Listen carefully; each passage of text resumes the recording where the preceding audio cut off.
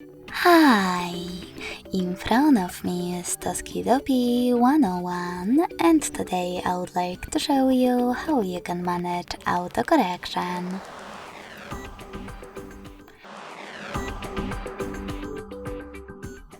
Begin by opening Devices Settings and scrolling all the way down to Access System.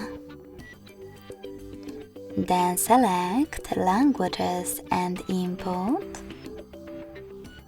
Virtual Keyboard, and Gboard. Now just click on Text Correction, scroll down a bit and tap on this switcher next to Autocorrection. This way you'll switch it off or on. Thanks so much for watching. If you enjoyed this video, don't forget to leave a like, comment and subscribe. Bye!